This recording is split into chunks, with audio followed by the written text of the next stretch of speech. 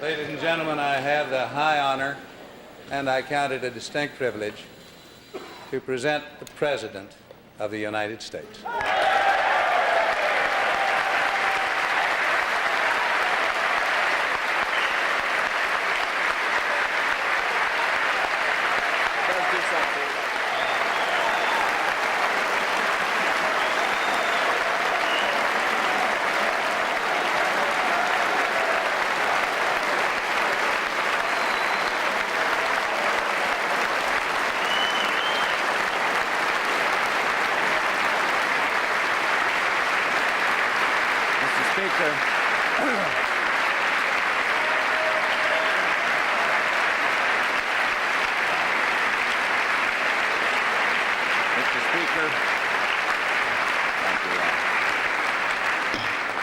Mr. Speaker, Mr. President, distinguished members of the House and Senate, honored guests, and fellow citizens, less than 3 weeks ago, I joined you on the west front of this very building, and looking over the monuments to our proud past, offered you my hand in filling the next page of American history with the story of extended prosperity and continued peace.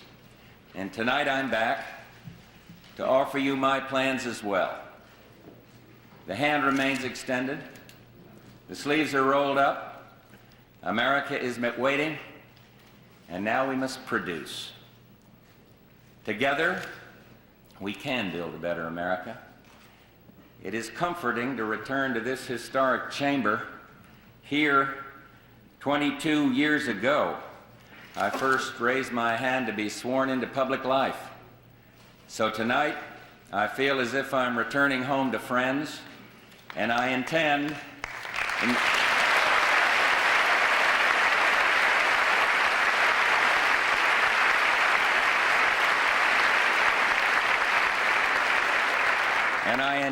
in the months and years to come to give you what friends deserve: frankness, respect, and my best judgment about ways to improve America's future.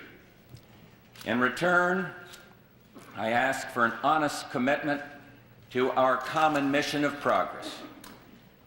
If we seize the opportunities on the road before us, there'll be praise enough for all. The people didn't send us here to bicker, and it's time to govern. And many presidents have come to this chamber in times of great crisis: war, depression, loss of national spirit. And 8 years ago, I sat in that very chair as President Reagan spoke of punishing inflation and devastatingly high interest rates and people out of work, American confidence on the wane. And our challenge is different. We're fortunate. A much-changed landscape lies before us tonight. So I don't propose to reverse direction. We're headed the right way. But we cannot rest. We're a people whose energy and drive have fueled our rise to greatness. And we're a forward-looking nation. Generous, yes, but ambitious as well. Not for ourselves, but for the world. Complacency is not in our character. Not before, not now, not ever. And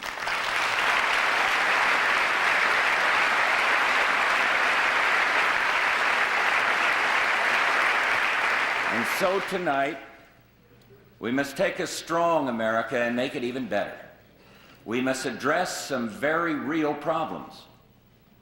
We must establish some very clear priorities, and we must make a very substantial cut in the federal budget deficit.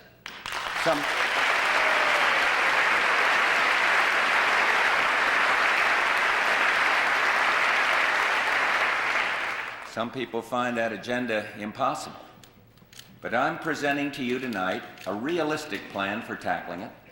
My plan has 4 broad features: attention to urgent priorities, investment in the future, an attack on the deficit, and no new taxes.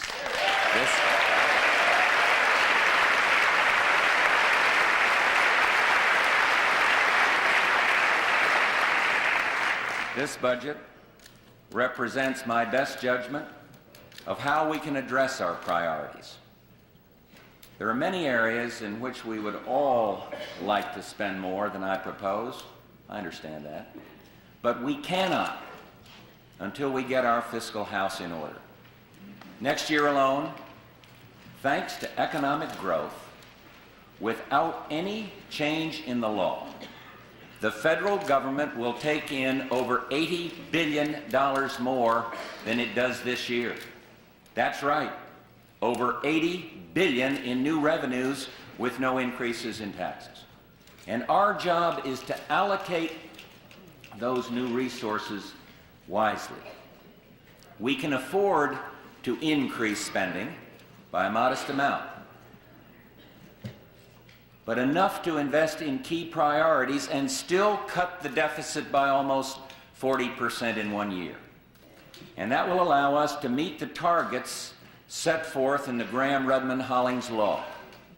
But to do that, we must recognize that growth above inflation in federal programs is not preordained, that not all spending initiatives were designed to be immortal.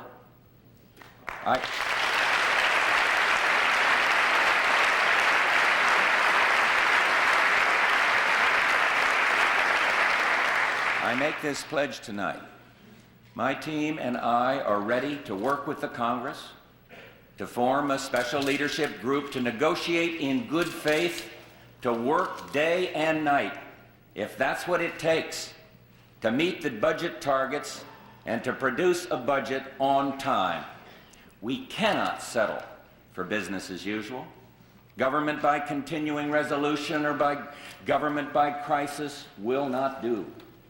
And I ask the Congress tonight to approve several measures which will make budgeting more sensible. We could save time and improve efficiency by enacting 2-year budgets.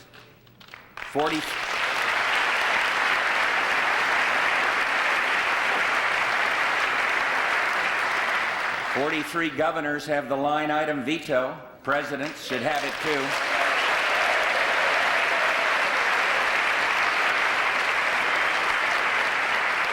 At the very least, when a president proposes to rescind federal spending, the Congress should be required to vote on that proposal instead of killing it by inaction. And I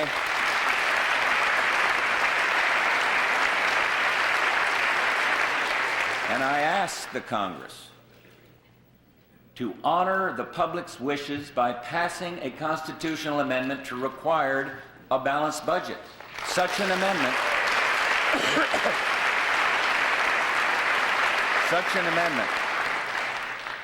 amendment, once phased in, will discipline both the Congress and the executive branch. Several principles describe the kind of America I hope to build with your help in the years ahead. We will not have the luxury of taking the easy, spendthrift approach to solving problems because higher spending and higher taxes put economic growth at risk. Economic growth provides jobs and hope. Economic growth enables us to pay for social programs. Economic growth enhances the security of the nation. And low tax rates create economic growth. I believe in giving Americans greater freedom and greater choice, and I will work for choice for American families, whether in the housing in which they live, the schools to which they send their children, or the child care they select for their young.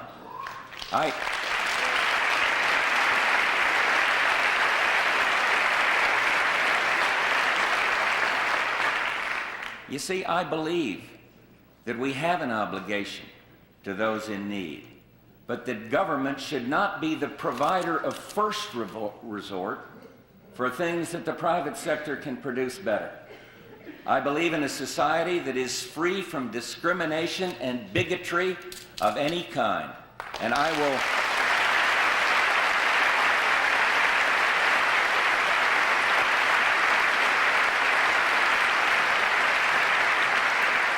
and I will work to knock down the barriers left by past discrimination and to build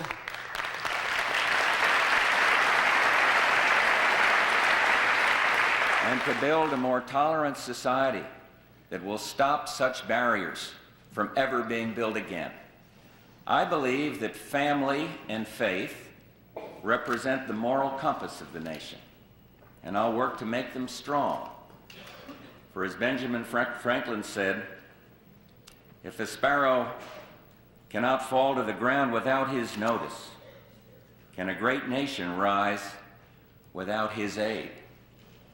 And I believe in giving people the power to make their own lives better through growth and opportunity. And together, let's put power in the hands of people. 3 weeks ago,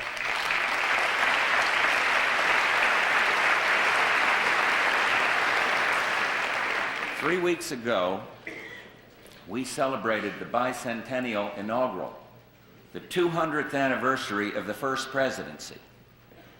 And if you look back, one thing is so striking about the way the Founding Fathers looked at America. They didn't talk about themselves. They talked about posterity. They talked about the future. And we too must think in terms bigger than ourselves. We must take actions today that will ensure a better tomorrow. We must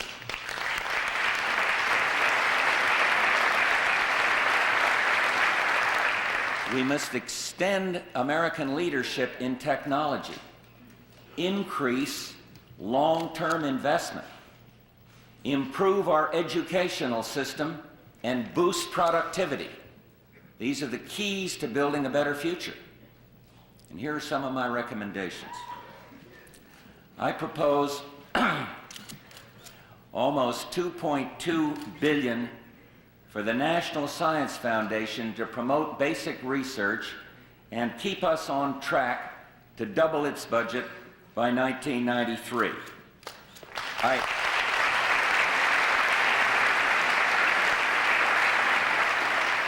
I propose to make permanent the tax credit for research and development.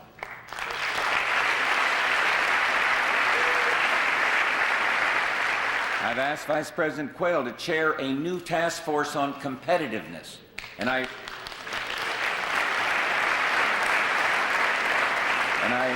request funding for NASA and a strong space program, an increase of almost $2.4 billion over the current fiscal year. We must have a manned space station, a vigorous, safe space shuttle program, and more commercial development in space. The space program should always go full throttle up, and that's not just our ambition, it's our destiny.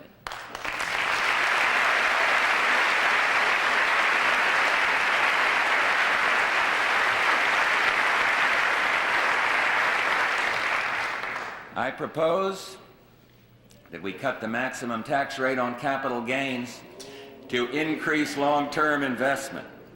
History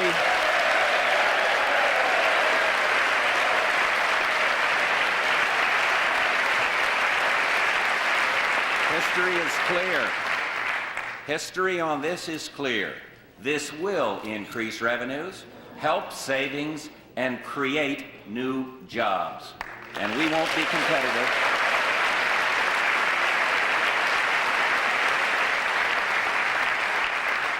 We won't be competitive if we leave whole sectors of America behind.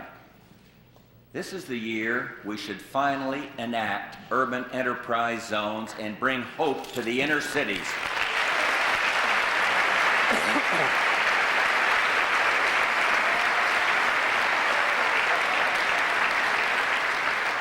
But the most important competitiveness program of all is one which improves education in America.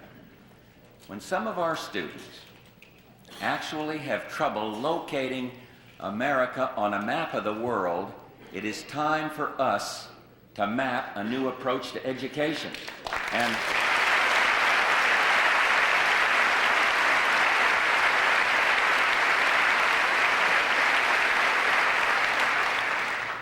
must reward excellence and cut through bureaucracy. We must help schools that need help the most.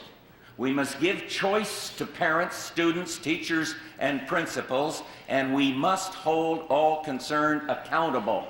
In education, we cannot tolerate mediocrity. And I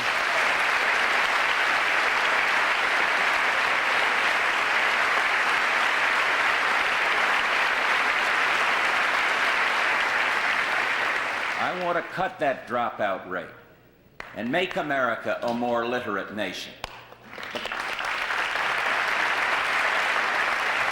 Because what it really comes down to is this: the longer our graduation lines are today, the shorter our unemployment lines will be tomorrow. So tonight, I'm proposing the following initiatives: the beginning of a $500 million program to reward America's best schools, merit schools; the creation of special presidential awards for the best teachers in every state, because excellence should be rewarded.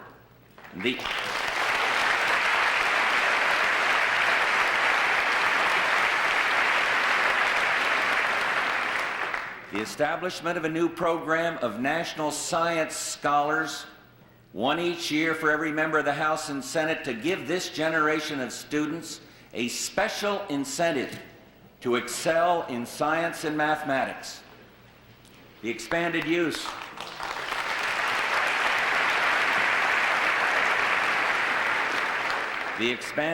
of magnet schools, which give families and students greater choice, and a new program to encourage alternative certification, which will let talented people from all fields teach in our classrooms.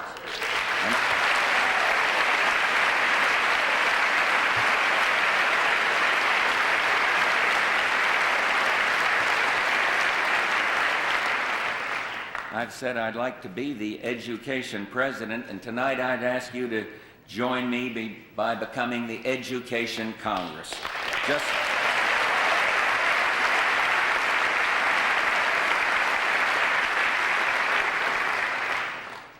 Just last week, as I settled into this new office, I received a letter from a mother in Pennsylvania who'd been struck by my message in the inaugural address. Not 12 hours before, she wrote, my husband and I received word that our son was addicted to cocaine. He had the world at his feet, bright, gifted, personable. He could have done anything with his life. And now he has chosen cocaine. And please, she wrote, find a way to curb the supply of cocaine. Get tough with the pushers. Our son needs your help. My friends,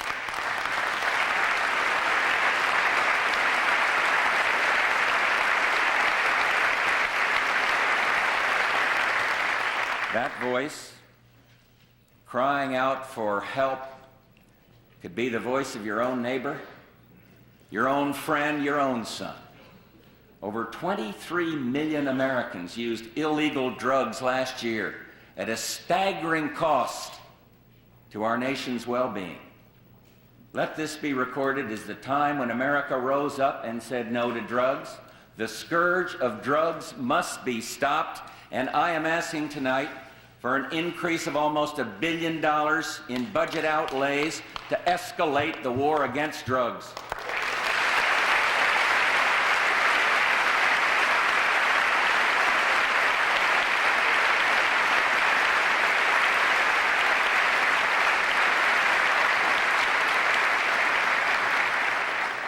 The war must be waged on all fronts. Our new drug czar, Bill Bennett, and I will be shoulder to shoulder in the executive branch leading the charge. Some money will be used to expand treatment to the poor and to young mothers. This will offer the helping hand to the many innocent victims of drugs, like the thousands of babies born addicted or with AIDS because of the mother's addiction. Some will be used to cut the waiting time for treatment. Some money will be devoted to those urban schools where the emergency is now the worst, and much of it will be used to protect our borders with help from the Coast Guard and the Customs Service, the Departments of State and Justice, and yes, the U.S. military. I mean,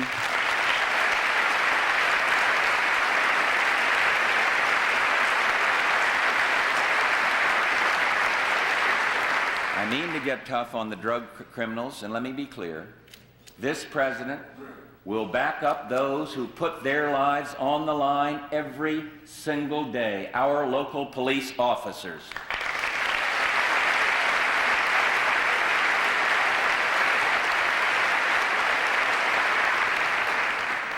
My budget asks for beefed up prosecution, for a new attack on organized crime, and for enforcement of tough sentences.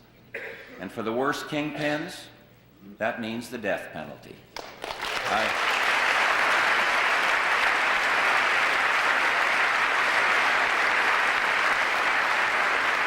I also want to make sure that when a drug dealer is convicted, there's a cell waiting for him. And he should not go free because prisons are too full. And so let the word go out, if you're caught and convicted, you will do time. But for all we do in law enforcement, in interdiction and treatment, we will never win this war on drugs unless we stop the demand for drugs. So some of this increase will be used to educate the young about the dangers of drugs.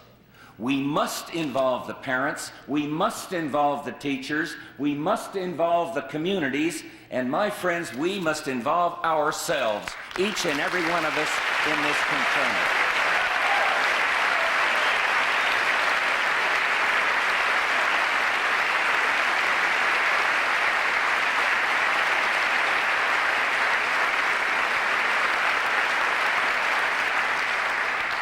One problem related to drug use demands our urgent attention and our continuing compassion, and that is the terrible tragedy of AIDS. I'm asking for $1.6 billion for education to prevent the disease and for research to find a cure. If we're to protect our future, we need a new attitude about the environment. We must protect the air we breathe. I will send to you shortly legislation for a new, more effective Clean Air Act. It will include a plan to reduce, by date certain, the emissions which cause acid rain.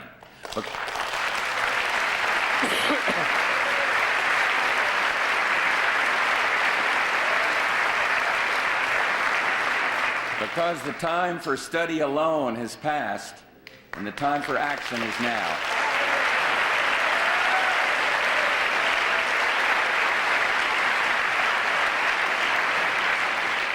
We must make use of clean coal. My budget contains full funding on schedule for the Clean Coal Technology Agreement that we made with Canada. We've made that agreement with Canada, and we intend to honor that agreement. We must not neglect our parks, so I'm asking to fund new acquisitions under the Land and Water Conservation Fund. We must protect our oceans, and I support new penalties against those who would dump medical waste and other trash into our oceans.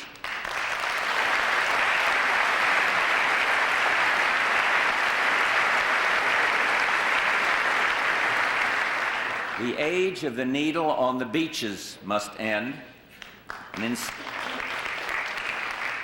in some cases, the gulfs and oceans off our shores hold the promise of oil and gas reserves which can make our nation more secure and less dependent on foreign oil. And when those with the most promise can be tapped safely, as with much of the Alaska National Wildlife Refuge, we should proceed. But we must use caution. We must respect the environment.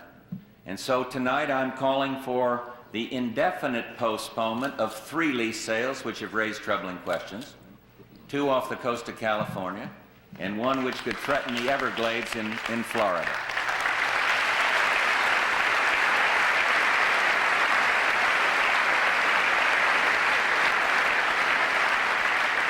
Action on these 3 lease sales will await the conclusion of a special task force set up to measure the potential for environmental damage.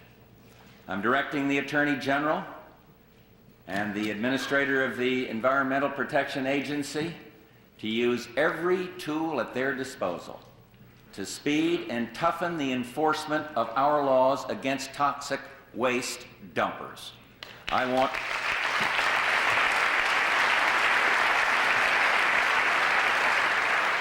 want faster cleanups and tougher enforcement of penalties against polluters.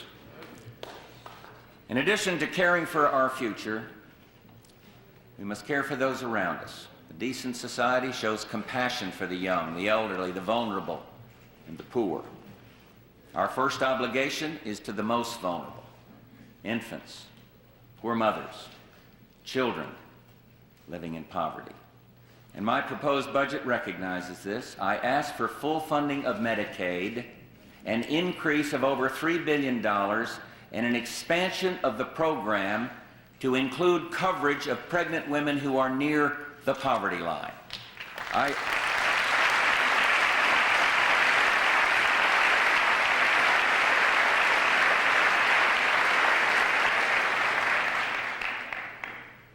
I believe we should help working families cope with the burden of child care. Our help should be aimed at those who need it most: low-income families with young children.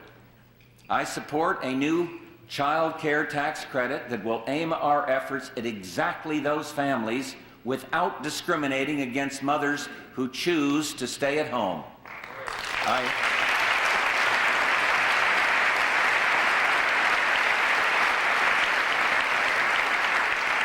Now, I know there are competing proposals, but remember this: the overwhelming majority of all preschool child care is now provided by relatives and neighbors and churches and community groups. Families who choose these options should remain eligible for help. Parents should have choice.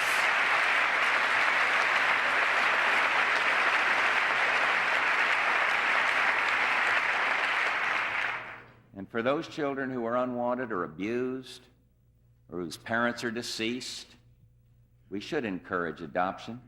I propose to re-enact the tax deduction for adoption expenses and to double it to $3,000.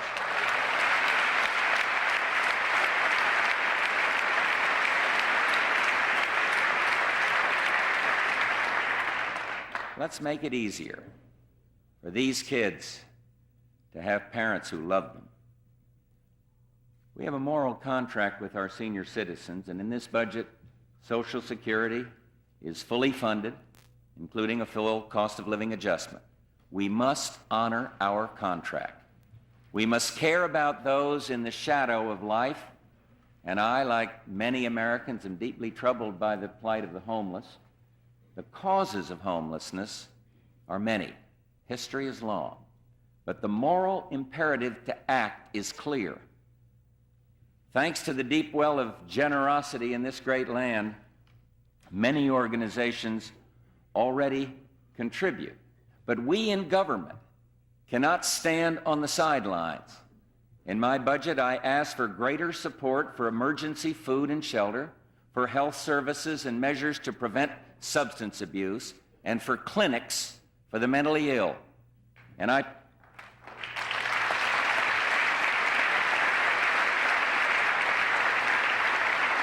propose a new initiative involving the full range of government agencies. We must confront this national shame. There's another issue that I've decided to mention here tonight. I've long believed that the people of Puerto Rico should have the right to determine their own political future.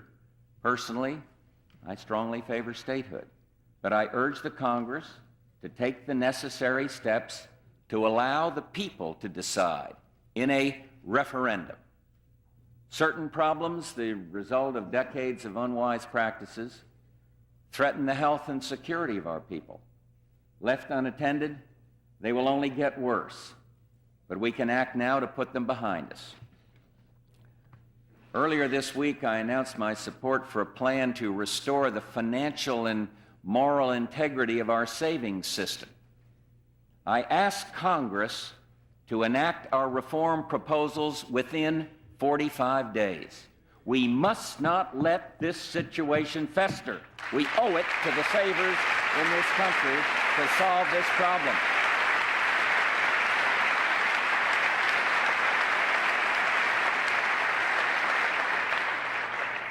Certainly, the savings of Americans must remain secure. Let me be clear. Insured depositors will continue to be fully protected.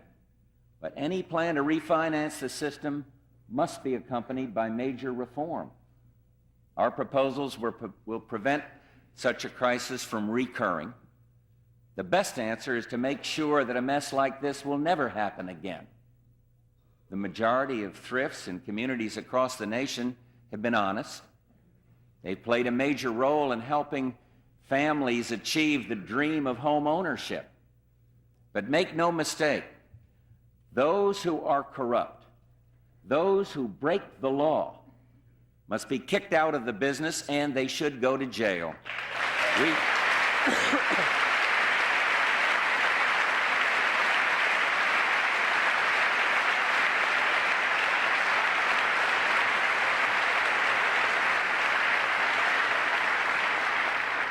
We face a massive task in cleaning up the waste left from decades of environmental neglect at our America's nuclear weapons plants. Clearly, we must modernize these plants and operate them safely. That's not at issue. Our national security depends on it. But beyond that, we must clean up the old mess that's been left behind. And I propose in this budget to more than double our current effort to do so.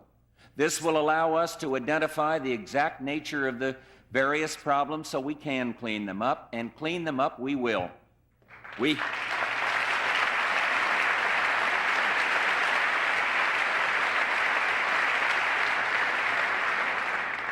been fortunate during these past 8 years. America is a stronger nation than it was in 1980. Morale in our armed forces has been restored. Our resolve has been shown. Our readiness has been improved. And we are at peace. There can no longer be any doubt that peace has been made more secure through strength. And when America is stronger, the world is safer. Most people don't realize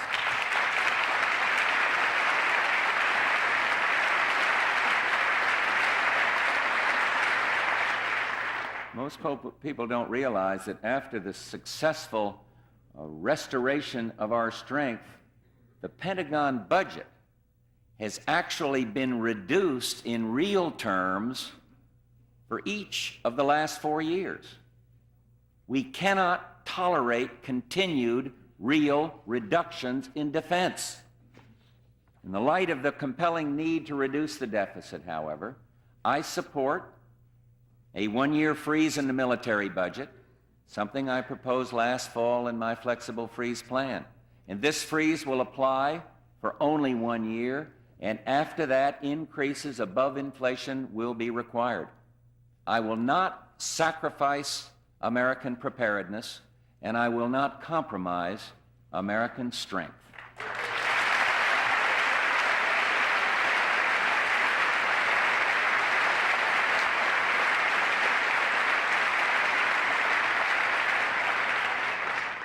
I should be clear on the conditions attached to my recommendation for the coming year. The savings must be allocated to those priorities for investing in our future that I've spoken about tonight. This defense freeze must be a part of a comprehensive budget agreement which meets the targets spelled out in Gramm-Rudman-Hollins law without raising taxes, and which incorporates reforms in the budget process. I have directed the National Security Council to review our national security and defense policies and report back to me within 90 days to ensure that our capabilities and resources meet our commitments and strategies. I'm also charging the Department of Defense with the task of developing a plan to improve the defense procurement process and management of the Pentagon, one which will fully implement the Packard Commission report. Many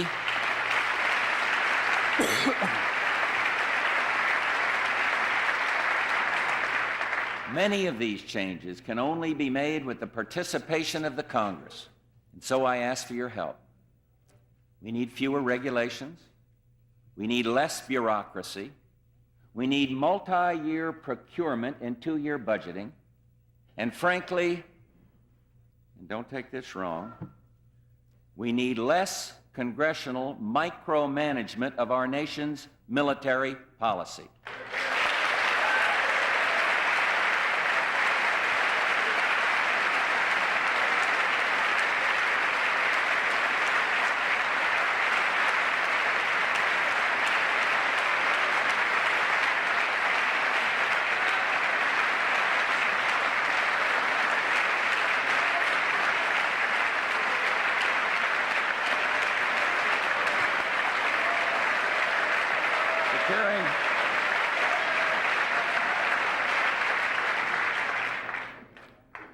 Detect a slight division on that question, but nevertheless.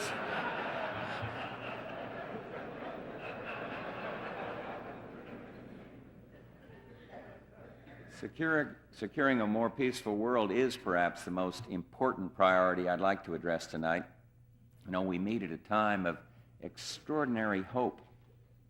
Never before in this century have our values of freedom and democracy and economic opportunity been such a powerful and intellectual force around the globe. Never before has our leadership been so crucial, because while America has its eyes on the future, the world has its eyes on America.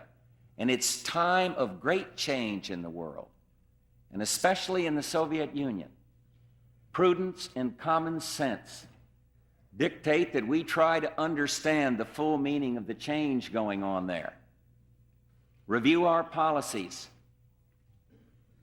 and then proceed with caution. But I first personally assured General Secretary Gorbachev that at the conclusion of such a review, we will be ready to move forward. We will not miss any opportunity to work for peace. The fundamental fact remains that the Soviets retain a very powerful military machine in the service of objectives which are still too often in conflict with ours. So let us take the new openness seriously, but let's also be realistic, and let's always be strong. There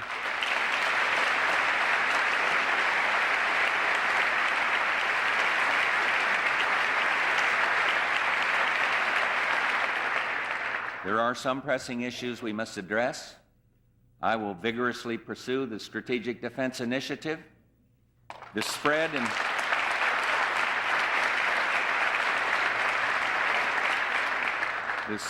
and even use of sophisticated weaponry threatens global security as never before.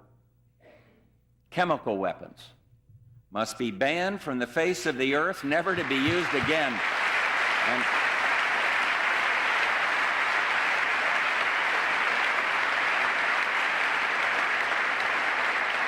And look, this won't be easy. Verification, extraordinarily difficult. But civilization and human decency demand that we try. The spread of nuclear weapons must be stopped. And I'll work to strengthen the hand of the International Atomic Energy Agency. Our diplomacy must work every day against the proliferation of nuclear weapons. And around the globe, we must continue to be freedom's best friend. And we must stand firm for self-determination and democracy in Central America, including in Nicaragua.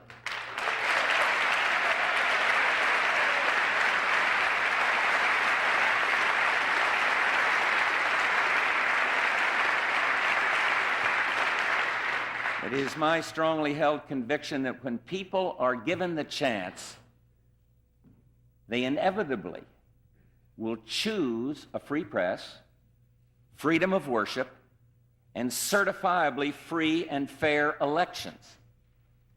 We must strengthen the alliance of the industrial democracies, as solid a force for peace as the world has ever known.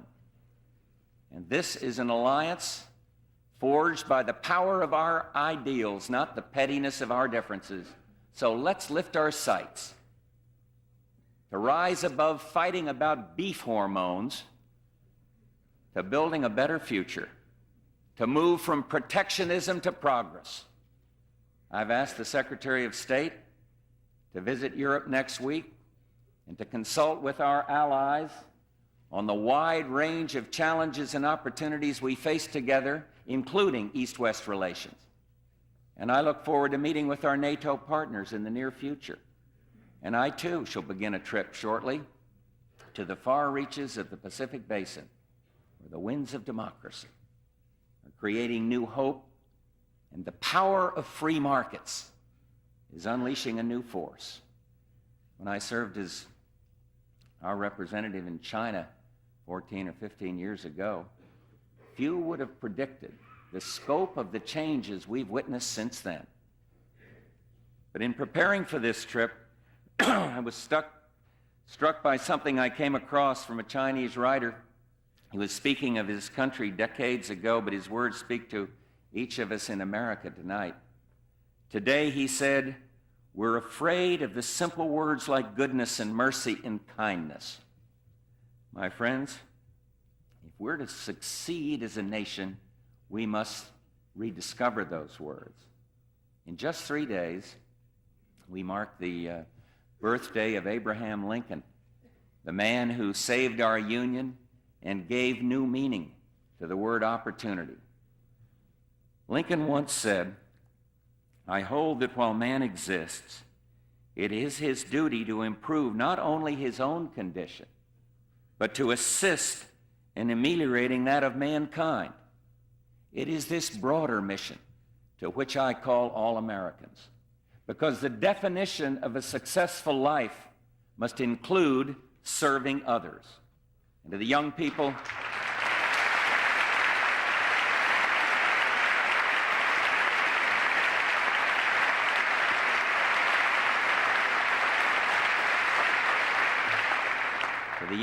of America who sometimes feel left out, I ask you tonight to give us the benefit of your talent and energy through a new program called Yes for Youth Entering Service to America. To those men and women in business, remember, the ultimate end of your work to make a better product, to create better lives. I ask you to plan for the longer term and avoid that temptation of quick and easy paper profits. To the brave men and women who wear the uniform of the United States of America, thank you. Your calling is a high one.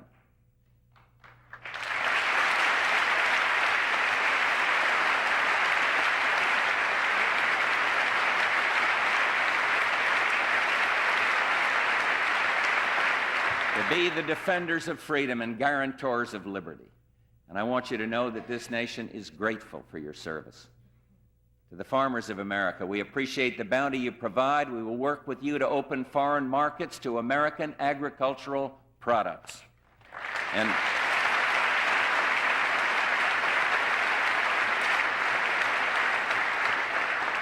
to the parents of America, I ask you to get involved in your child's schooling. Check on the homework, go to the school, meet the teachers, care about what is happening there. It's not only your child's future on the line, it's America's. To kids in our cities, don't give up hope. Say no to drugs, stay in school, and yes, keep hope alive. To those 37 million Americans with some form of disability, you belong in the economic mainstream. We need your talents in America's workforce. Disabled Americans must become full partners in America's opportunity society.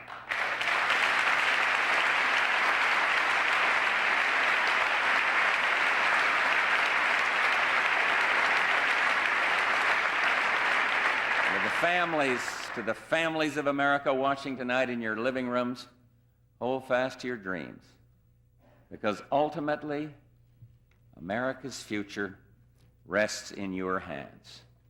And to my friends in this chamber, I ask your cooperation to keep America growing while cutting the deficit. It's only fair to those who now have no vote, the generations to come. Let them look back and say we had the foresight to understand that a time of peace and prosperity is not the time to rest, but a time to press forward, a time to invest in the future, and let all Americans remember that no problem of human making is too great to be overcome by human ingenuity, human energy, and the untiring hope of the human spirit. I believe this. I would not have asked to be your president if I didn't. And tomorrow, the debate on the plan I put forward begins, and I ask the Congress to come forward with your own proposals. Let's not question each other's motives. Let's debate. Let's negotiate. But let us solve the problem.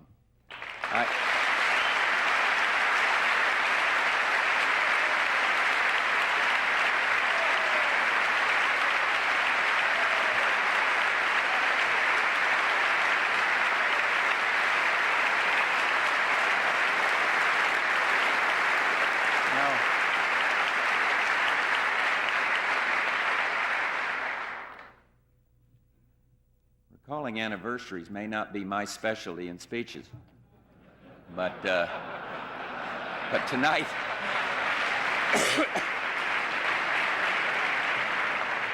tonight is one of some note. On February 9th, 1941, just 48 years ago tonight, Sir Winston Churchill took to the airways during Britain's hour of peril.